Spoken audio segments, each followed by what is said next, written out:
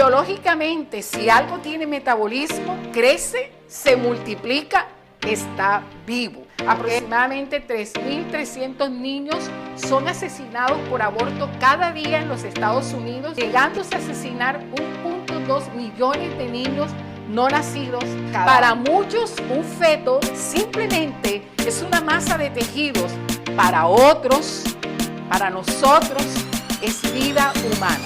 Millones de mujeres y hombres, tanto en la sociedad como en la iglesia, están sufriendo bajo la culpa del aborto. Si eres una mujer que estás aquí y estás escuchando, que ha tenido un aborto o has aconsejado a otra para que tenga uno, este mensaje es para ti. Si eres un hombre que ha estado involucrado en tomar la decisión de un aborto, ya sea de tu novia, de tu esposa, de tu hija o de cualquier persona, este mensaje también es para ti.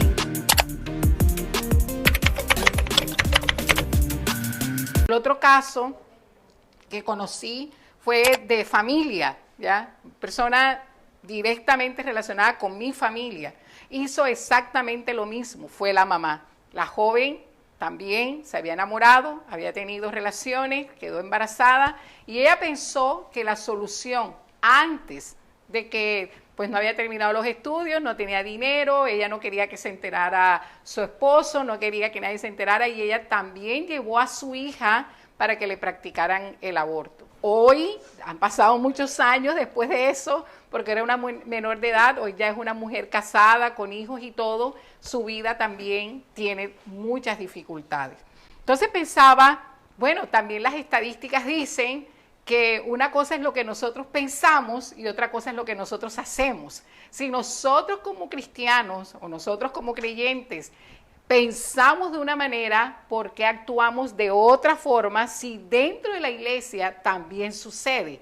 ¿Qué está pasando? Sería la inquietud. Y encontrando un comentario, puedo decir que tendríamos que empezar definiendo qué es el aborto. Y el aborto está definido como la muerte del feto humano antes de nacer. Y está provocado directa y deliberadamente en cualquiera de los momentos biológicos del proceso de gestación a partir del momento preciso de la concepción. Se ha vaciado expresamente la matriz, sea impidiendo la anidación natural del óvulo femenino fecundado por el espermatozoide masculino. Y Patricia Namun, ella en la revista de Coalición por el Evangelio del día 30 de agosto del 2017 hace los siguientes comentarios que me gustaría decirlos como ella los menciona, porque es bien interesante los conceptos humanistas, los conceptos de la psicología, los conceptos de la ciencia, lo que dicen los médicos, lo que dicen las personas que conocen del tema, ¿cierto? Dice que el aborto, menciona que el aborto fue aprobado en Estados Unidos el 22 de enero del año 1973, o sea, ya yo había nacido y muchos de nosotros habíamos nacido cuando el aborto fue aprobado. En un famoso caso que hubo, que sería muy bueno para aquellos que están interesados y que este tema les llama la atención, que puedan revisar el caso que aparece por medio del cual se da la aprobación del aborto en Estados Unidos el 22 de enero de 1973. Pero mire las estadísticas que ella menciona. Ella dice que se estima que entre los años 2010 y 2014, un aproximado de 6.5 millones de abortos inducidos ocurrieron en América Latina y el Caribe. Y más del 97% de las mujeres en edad fértil en América Latina viven en países donde el aborto es restringido o prohibido por completo. El aborto no es permitido por ninguna razón en 7 países, ¿ok? Y en otros 8 está permitido para salvar la vida de la mujer, entre otros Brasil, Panamá y algunos estados de México permiten el aborto en caso de violación o deterioro fetal en Panamá. Y casi la mitad de los estados de México, recientemente en Chile fue aprobada la despenalización del aborto en caso de riesgo de vida para la madre, igual en nuestro país, ¿cierto? Y la inviabilidad del feto y violación. Entonces esa es como la forma como se viene aplicando esta aprobación. El aborto, dice ella, es un asesinato, ya que toda nueva vida comienza en el momento de la concepción. Biológicamente, si algo tiene metabolismo, crece, se multiplica, está vivo, ¿ok?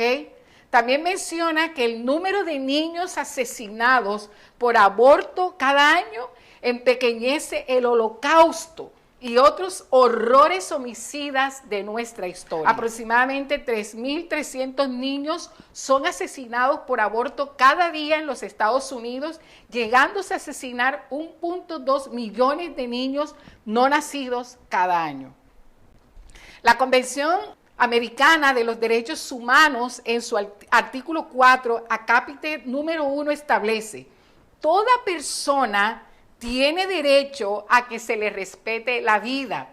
Este derecho estará protegido por la ley y en general a partir del momento de la concepción. Nadie puede ser privado de la vida arbitrariamente. El aborto es una violación a esta Declaración de los Derechos Humanos. Y hay otro artículo interesante de Chabela de Aje, de Salcedo, del 13 de diciembre del 2021, donde ella lo titula como "El aborto es la mayor deshumanización en nuestra generación". Así lo titula. Ella dice lo siguiente, y escuche esto que me parece súper interesante. Si preguntas a una persona, ¿estás de acuerdo con el asesinato de un inocente? Dice ella, tú le haces esa pregunta a una persona, ¿tú estás de acuerdo con el asesinato de un inocente? La respuesta en la gran mayoría de las personas será un rotundo no, ¿cierto? Sin embargo, si se le pregunta a las mismas personas si están de acuerdo con el aborto, las respuestas de algunas puede que sea un sí sin mayores dudas. En la acalorada y prolongada discusión del tema del aborto, el problema radica, dice ella, básicamente en cómo nosotros entendemos médicamente lo que se llama feto. Si nosotros creemos que en un feto, en una formación, ¿verdad? El concepto que tengamos va a depender de nuestra decisión o de nuestra posición frente al aborto. Para muchos, un feto simplemente es una masa de tejidos. Para otros, para nosotros, es vida humana. ¿Okay? Desde lo científico, miremos la concepción desde lo científico. Las preguntas científicas de importancia, como el saber si el feto es una vida, requeriría una respuesta proporcionada por un profesional íntegro y objetivo. Entonces, se le hizo una entrevista al doctor Jerome Lejume, que estuvo ejerciendo su medicina con mucha precisión porque él fue el que descubrió las causas del síndrome de Down y es considerado el padre de la genética moderna. Y él dijo lo siguiente en un informe para el Subcomité Judicial del Senado norteamericano. Este famoso investigador dijo lo siguiente: cuando el espermatozoide y el óvulo se encuentran, un nuevo ser es formado porque su propia constitución humana y personal está completamente definida. La fecundación produce una constitución personal que es enteramente única de este ser humano, lo cual no ha ocurrido antes ni ocurrirá jamás. Dice él, debo decir que no hay dificultad en entender que el principio de la vida, la información genética, la estructura molecular del huevo, el espíritu, la materia, el alma y el cuerpo ya están completamente unidos porque es el comienzo de una nueva, maravillosa vida que llamamos el ser humano. Le preguntaron entonces si en su opinión el feto era un ser humano. Y esta fue su respuesta. Esa no es mi opinión.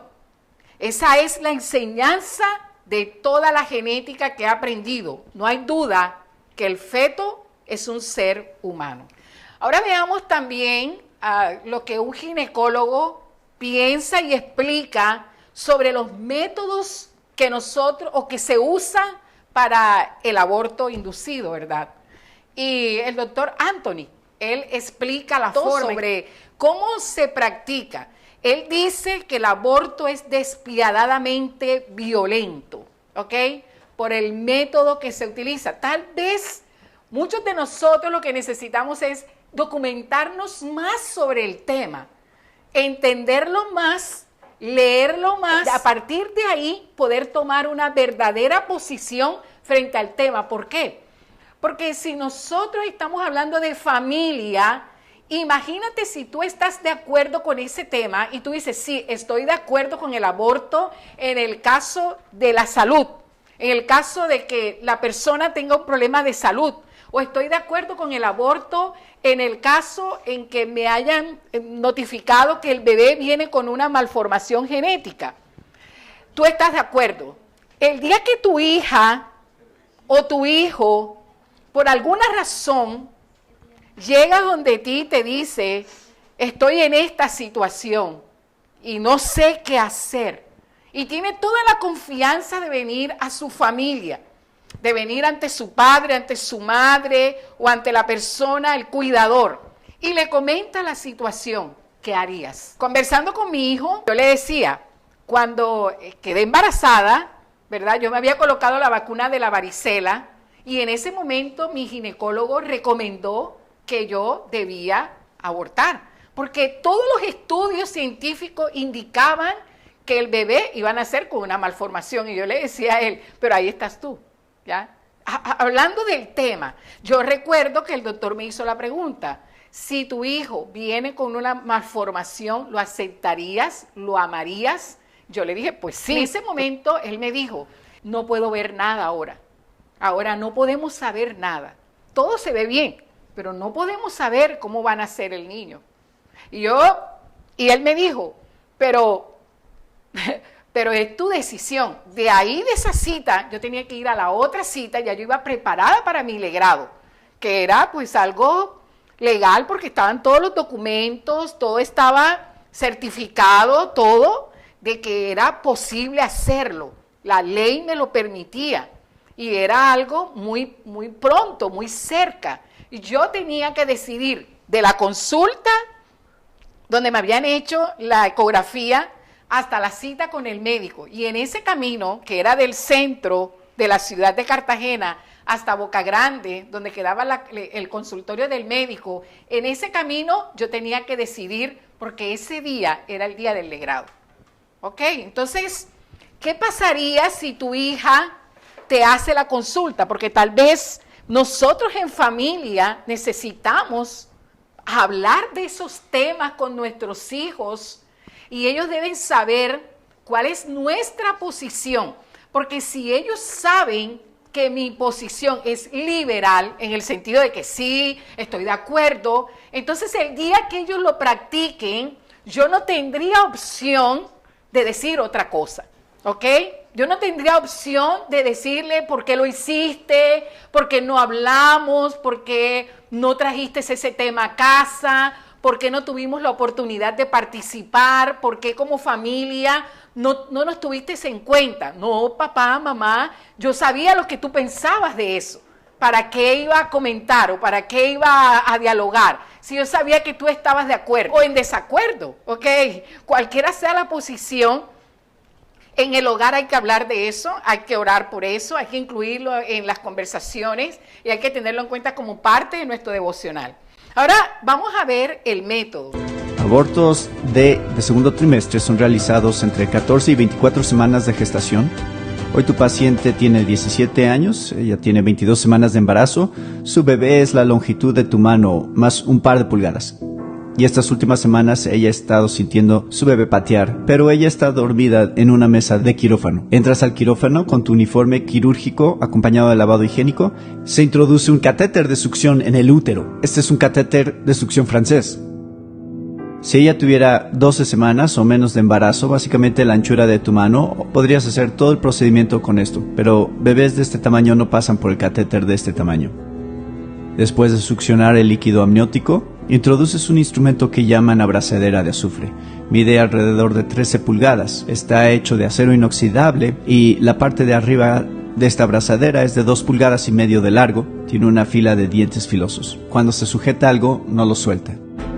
Un procedimiento DIE es un aborto a ciegas. Imagínense introduciendo esto y agarrando todo lo que pueden a ciegas y jalar y realmente jalar fuerte y sale una pierna de este tamaño, el cual pones en la mesa cerca de ti. Vas a alcanzar de nuevo y jalas otra vez. Jalando sacas un brazo del mismo tamaño, el cual dejas en la mesa cerca de ti. Y usas esta herramienta una y otra vez para arrancar la columna vertebral, el corazón y pulmones. La cabeza de un bebé de este tamaño es el tamaño de una ciruela. No lo puedes ver, pero te puedes dar cuenta si tu instrumento está agarrando algo y tus dedos se extienden hasta donde es posible. Sabes que lo hiciste bien cuando aplastas con el instrumento y sale material blanco del cerviz. Eso era el cerebro del bebé y podrías sacar pedazos del cráneo. A veces tienes un día como el mío y a veces sale una cara que se te queda viendo. Felicidades, acabas de llevar a cabo exitosamente un aborto DIE de segundo trimestre. Acaba de afirmar su derecho de elegir. Entonces, teniendo en cuenta el método que se usa, ¿verdad? El método más utilizado para la realización de abortos es el de la succión y se realiza entre las primeras 5 y 13 semanas, como lo está explicando aquí el ginecólogo. Se realiza entre la 5ª y la 13ª semana de embarazo.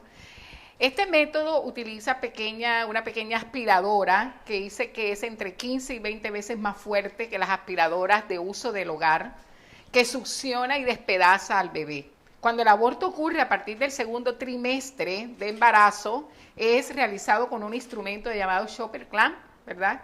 Que es una larga pinza, que ya la alcanzamos a ver, de metal con pequeños dientes en la punta que hacen que aquello que agarre no sea soltado. Con esa pinza, cada parte del bebé es desprendida del cuerpo, comenzando por los pies y terminando en la cabeza, la cual es quebrada en el proceso de ser sacada. Niños con latidos del corazón, ondas cerebrales y sistemas nerviosos tienen la capacidad de sentir dolor. Estudios y aún testimonios de médicos ex-abortistas han demostrado que a partir de la 8ª semana de gestación el bebé ya tiene receptores de dolor y a las 20 semanas el bebé reaccionará a estímulos de dolor como un adulto lo haría. ¿Qué dice de esto la Biblia? Nosotros vamos a buscar a ver qué encontramos en la palabra de Dios. El Señor no legisló el tema. Usted va a buscar en la Biblia y usted dice, bueno, no aparece la palabra aborto. Si usted lee los evangelios, Jesucristo no menciona el tema. Y si lee las cartas de Pablo, pues tampoco. Lo encontramos en Éxodo capítulo 21, versículos 22 al 25, y solo de una forma muy rápida es mencionado solo en las leyes sobre actos de violencia. Es decir, si alguien dice, es que Dios, y quieren tomar a Dios, y quieren tomar la Biblia, está como parte de las leyes sobre actos de violencia, pero rápidamente mencionado, si algunos riñeren e hirieren a una mujer embarazada y ésta abortare, pero sin haber muerte, serán penados conforme a lo que les impusiere el marido de la mujer y juzgaren los jueces. Más dice, si hubiere muerte, entonces pagarás vida por vida. ¿Ok? Ese era el castigo para el que provocara un aborto en un momento de violencia. Ojo por ojo, diente por diente, mano por mano, pie por pie, quemadura por quemadura, herida por herida, golpe por golpe. Entonces, mirándolo desde el punto de vista bíblico, ¿verdad? El aborto es una violación al mandamiento de no matarás, que aparece en Éxodo 20, versículo 3. No matarás, no dice no matarás a, ¿verdad? Ahí solo dice no matarás, ¿ok? Es un asalto a la vida que está siendo formada por el mismo Dios en el vientre. El Salmo 139, versículo 13 dice, porque tú formaste mis entrañas, y coincide con lo que dice el doctor, ¿verdad? Con lo que dice él desde la concepción. Dice, porque tú formaste mis entrañas y tú me hiciste en el vientre de mi madre. Ahora, Job, capítulo 31, versículo 15 dice, en el vientre, el que en el vientre me hizo a mí, ¿no lo hizo a él? Y no nos dispuso uno mismo en la matriz, ¿ok? De igual manera, el aborto sería una desobediencia al mandato de rescatar y proteger a los débiles, ¿verdad? Nosotros somos el cuerpo de Cristo, nuestra misión es rescatar y proteger a los débiles y al necesitado. Dice el Salmo 82 del 3 al 4, defended al débil y al huérfano, haced justicia al afligido, al menesteroso, librad al afligido y al necesitado, librarlo de mano de los impíos. Y también, bíblicamente, el aborto es una afrenta a la autoridad de Dios, que como autor y dueño de la vida es el único que tiene el derecho de quitarla. Job, capítulo 1, versículo 21 dice, y dijo, desnudo salí del vientre de mi madre, y desnudo volveré allá. Jehová dio, Jehová quitó, sea el nombre de Jehová bendito. Entonces es Dios bíblicamente quien en su misericordia permitió que una vida se desarrolle en tu vientre. Cuando Esaú se encuentra con Jacob, estos dos hermanos que están en una dificultad, hay un texto maravilloso, porque al ver Esaú, los niños que venían con su hermano Jacob en su encuentro con él, le preguntó quiénes eran. Y Jacob, con un conocimiento amplio de la provisión de Dios, le dijo, en Génesis 33, versículo 5, responde Jacob y dice, son los hijos que Dios en su misericordia ha concedido a su siervo. Y en el Salmo 127, versículo 3, dice que los hijos no son un logro nuestro, sino un regalo de Dios. El Salmo 127, versículo 3 dice, he aquí herencia de Jehová son los hijos, cosa de estima, el fruto del vientre. La pregunta entonces, ¿y qué pasa con la chica que fue violada? Ese no fue un hijo que ella decidió y puede, ¿verdad? Porque no podemos pensar que todo lo que la ley aprueba, lo aprueba Dios, y todo lo que la ley aprueba es lo que nosotros haríamos, ¿verdad? En ese caso, ¿vamos a castigar al bebé o vamos a castigar al abusador? ¿Quién va a pagar la culpa de la violación? ¿El bebé? ¿Vamos a matarlo a él? ¿O vamos a pedir que se haga justicia con el violador? ¿Y qué otras opciones habrían para ella? Es una pregunta, pero es una pregunta que yo me haría. Bueno, la chica fue abusada, tuvo un bebé, quedó embarazada, voy a castigar a ese bebé, no le voy a dar la oportunidad a él tendrá una opción de vida, tendrá una opción, ¿será que un movimiento pro vida pudiera conseguirle unos padres, pudieran haber, la familia pudiera hablar del tema y ponerse de acuerdo en opciones para esa vida? Entonces la pregunta final, ¿puede Dios perdonar el aborto? Es una pregunta, ¿verdad? Y dice que muchas personas que practicaron el aborto y que hoy están viviendo con esa situación, sus vidas nunca vuelven a ser la misma, manejan culpa, ¿verdad? Millones de mujeres y hombres, tanto en la sociedad como en la iglesia, están sufriendo bajo la culpa del aborto. Si eres una mujer que estás aquí y estás escuchando, ¿verdad?, que ha tenido un aborto o has aconsejado a otra para que tenga uno, este mensaje es para ti.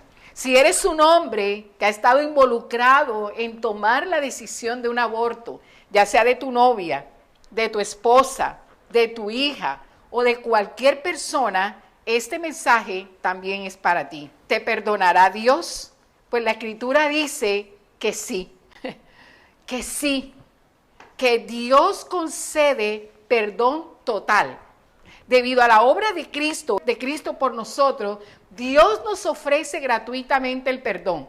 Y vamos a mirar por qué y cuáles son las ofertas que Dios tiene para tu vida. En el Salmo 103, versículos 10 al 14 dice, Él no nos trata como merecen nuestros pecados, ni nos paga conforme a nuestras iniquidades. Como dista el oriente del occidente, así alejó de nosotros nuestras transgresiones. Como un padre se compadece de sus hijos, así el Señor tiene compasión de los que le temen. Pero Pero para disfrutar de ese perdón, no es un acto automático, tiene que haber una confesión previa, ¿ok? Tiene que haber una conciencia de pecado, tiene que haber una conciencia de las Escrituras, tiene que haber una claridad de lo que vamos a presentarle al Señor, tiene que haber una confesión con Él, ¿verdad? Y tiene que haber un arrepentimiento genuino, real, sincero, que viene del conocimiento, que viene del Espíritu Santo en tu vida y que viene de entender lo que te está pasando hoy, el estilo de vida que estás llevando, cómo están tus emociones hoy y cómo estás viviendo con esa culpa. Dice la palabra de Dios en Primera de Juan, capítulo 1, versículo 9, que si confesamos nuestros pecados, Él es fiel y justo para perdonarnos y limpiarnos de nuestra maldad. Y también dice Romanos, capítulo 8, versículo 1, dice, por lo tanto, ya no hay ninguna condenación para los que están en Cristo Jesús, ¿ya? Pero ese perdón total que Dios te va a dar debe venir seguido de decisiones correctas. Y aquí la familia es clave. Tu actitud hacia la vida, tu estilo de vida, tu forma de pensar, tus emociones, tienen que mostrar que tú estás recibiendo sanidad en esa área de tu vida, que no es un área oculta, ¿ok?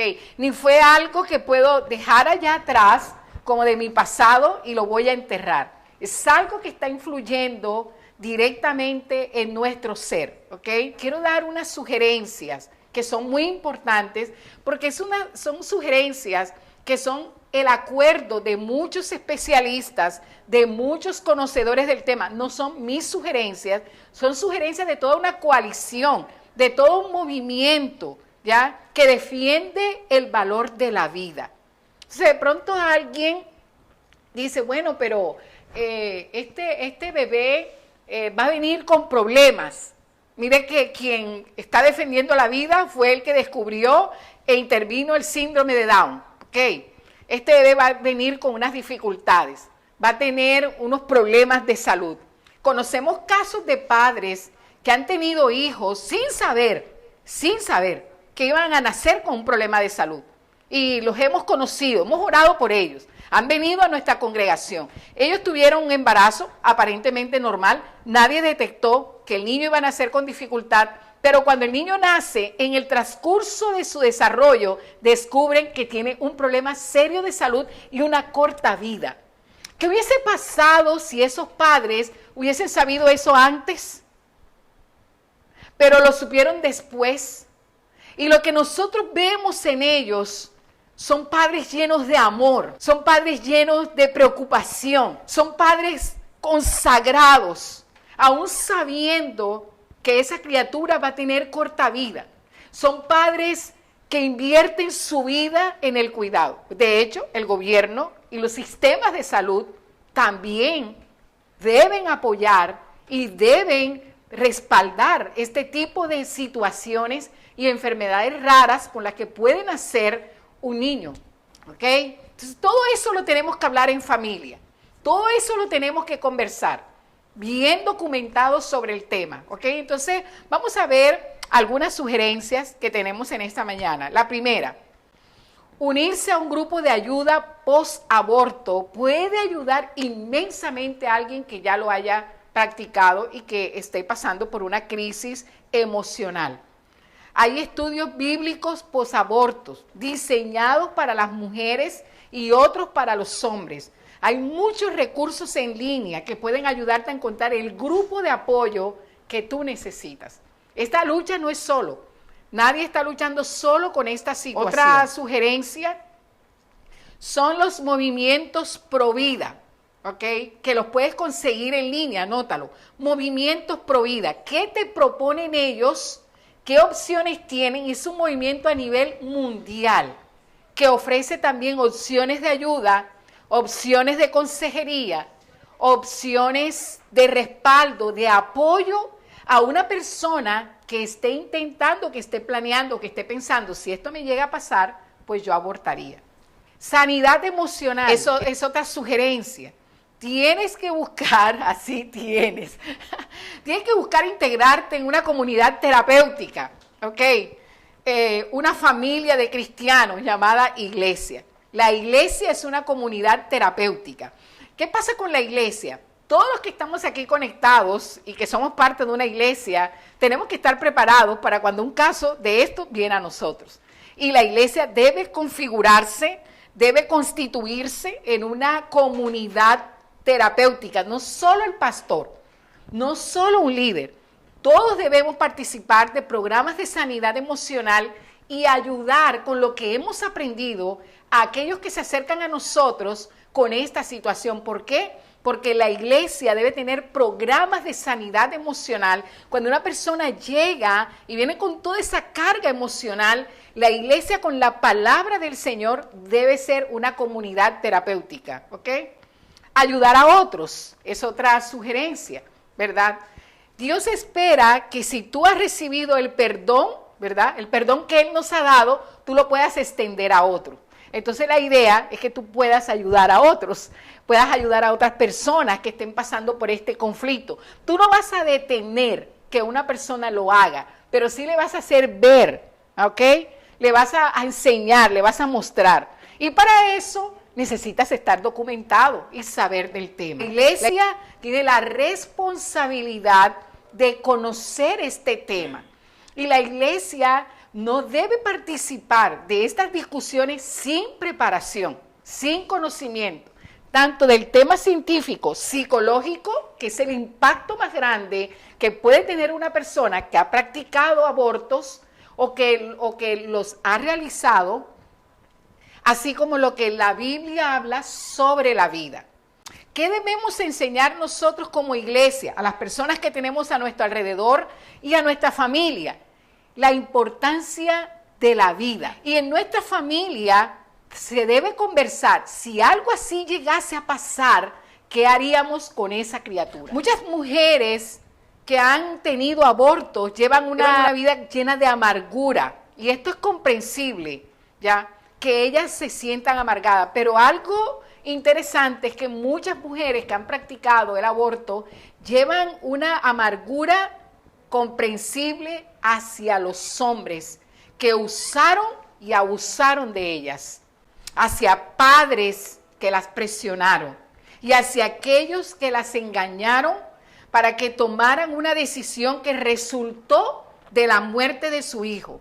Dios espera que tomes el perdón que Él nos ha dado y lo extiendas a otros. Estas mujeres están heridas. En el momento pareció bien, pero pasados los días, pasadas las semanas, contaba alguien un testimonio.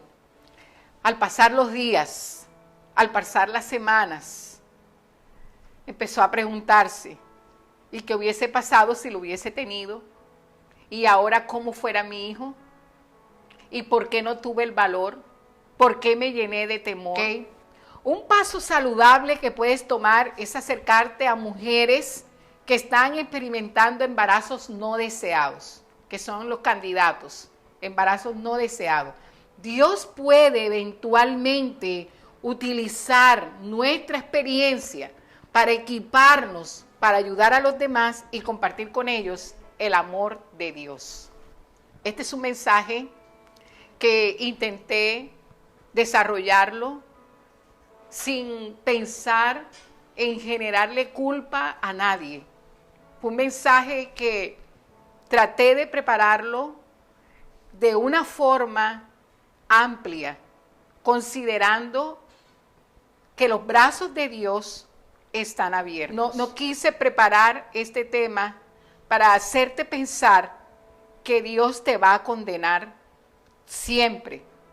Tampoco quise preparar este tema poniendo a la iglesia en contra del conocimiento científico, de las filosofías y de las diferentes posiciones que hay frente al aborto. Quise preparar este mensaje para decirte que Dios te ama, que podemos cometer un error. Dios le dijo a la mujer adúltera, cuando fue llevada a Jesús, Jesús entendió su dolor, entendió lo que ella estaba viviendo. Y Jesús le preguntó a todos los que estaban alrededor, los que la habían acusado, los que lo habían encontrado en el acto preciso. Jesús le pregunta a los que están alrededor, ¿quién levantaría la primera piedra contra ella? ¿Quién pudiera acusarte o acusarnos? Y todos empezaron a irse, porque nadie podía decir, porque yo no puedo decir que este pecado es diferente a otros que otros han cometido. Ahora, este es peor, estos son más pecadores. Porque Jesús le dijo a la mujer, mira, ninguno te ha podido condenar, todos son pecadores. Nadie pudo hacerlo, nadie pudo levantar. Ahora tienes una oportunidad. Y la oportunidad es, vete en paz, pero no lo hagas más. Y vamos a seguir hablando de este tema. Porque cuando nosotros hablamos de familia, en la familia está la clave. Los fundamentos, la educación, la posición de los padres, lo que los padres piensen, la actitud frente al momento. ¿Qué vamos a hacer? ¿Queremos presentar una familia perfecta? Y entonces para eso vamos a tratar de empezar a ocultar cosas. ¿Queremos pensar que no hay provisión? Como decía mi papá, donde come uno, comen dos. Ahora, ¿qué fue lo que el Señor le dijo a Adán y Eva? Si alguien recuerda lo que dice en Génesis, cuando el Señor crea al hombre y le da una misión, le dice, llenen la tierra. Llenen la tierra. La misión de nosotros. Pero como estamos en un sistema capitalista, estamos en un sistema que nos dice, tienes que tener casa, tienes que tener carro, tienes que tener computadoras, tienes que tener un buen vestir, tienes que tener una buena educación. No puedes tener tantos hijos, porque si ellos vienen, ellos van a interrumpir. O sea, los hijos como que interrumpen los proyectos de los padres y nuestros proyectos de vida. Los hijos como obstáculos para alcanzar nuestras metas. ¿Por qué?